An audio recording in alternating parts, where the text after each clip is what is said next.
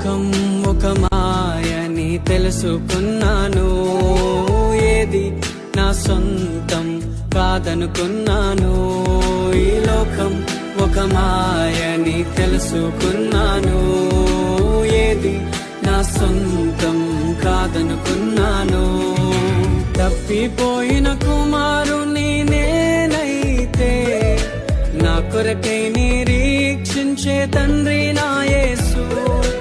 తప్పిపోయిన కుమారుని నేనైతే, నా కొరకై నిరీక్షించే తండ్రి నా యేసు.